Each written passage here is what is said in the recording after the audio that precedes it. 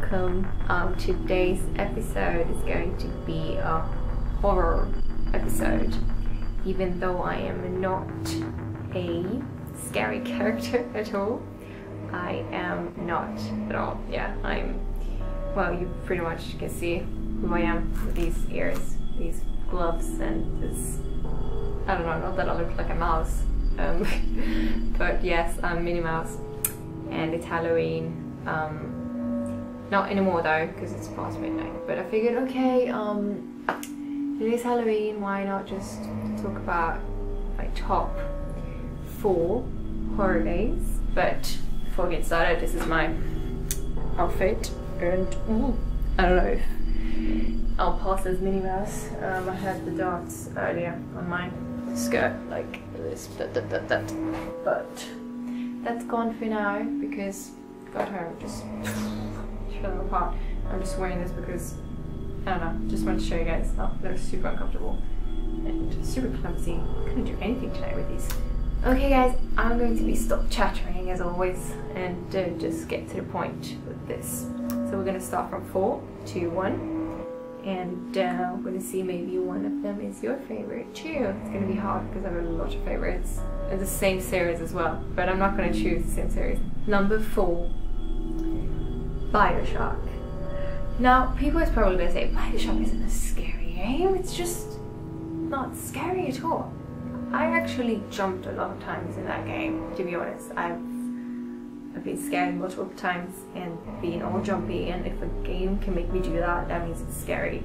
And the fact that people keep saying that it's not scary is because it's a lot of action in that game, because it's a lot of like zombie creatures lurking around, and not zombies, more like you have to play the game to understand how the characters are, and they're pretty messed up, I would say.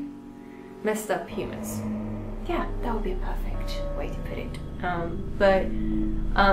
I haven't really played the first one and the second one. The third one I have not played because it was on the Sky, and I figured it's going to be a little bit different and not the way I want it to be, because I'm a big daddy and little sister and big sis kind of person. But the first one and second one was amazing.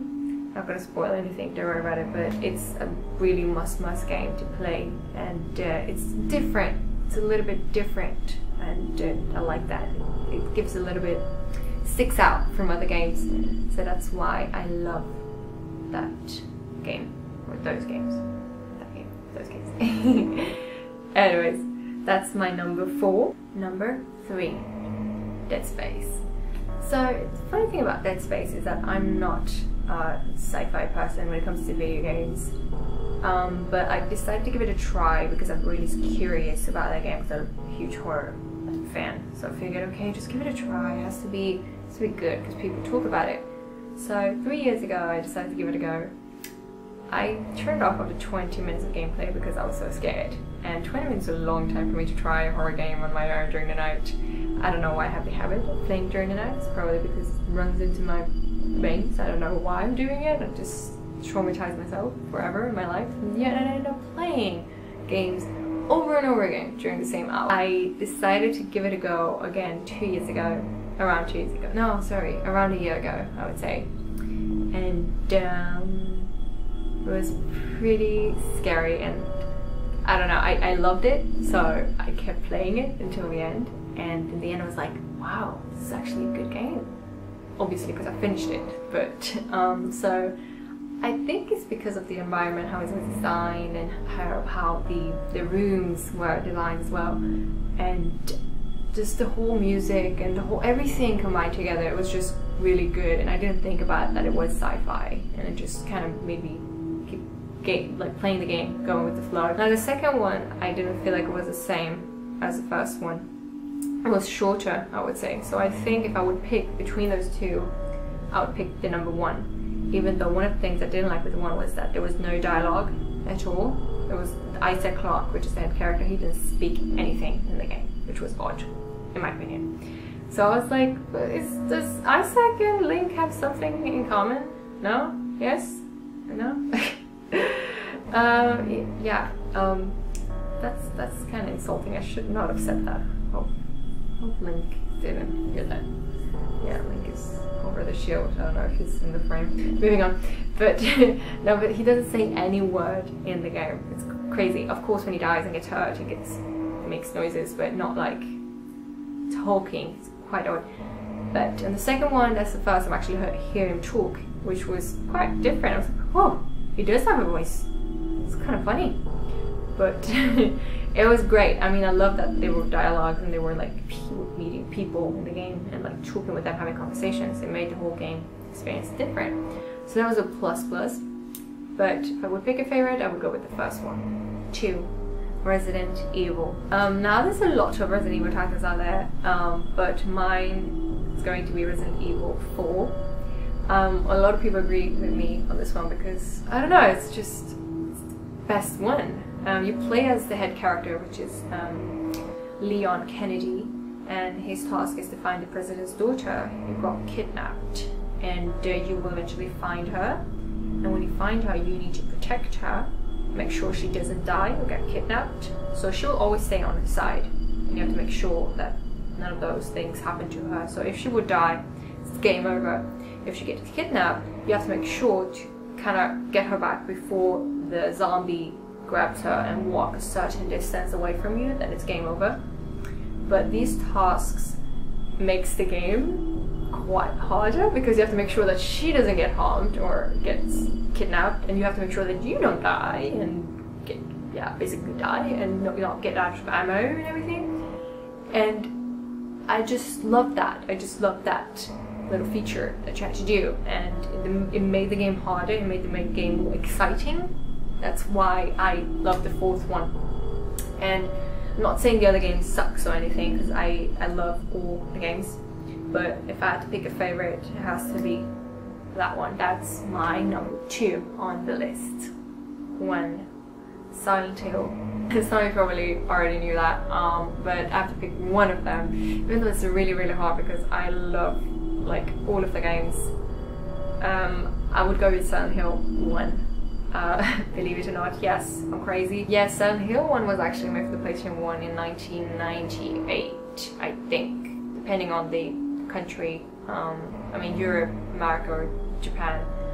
But that is my favorite because I don't know, it's just something about that one. That was the first Silent Hill game I actually played. I was a kid. I was stupid playing it, but I did it. The graphics are not amazing, but the gameplay is amazing. I love that game.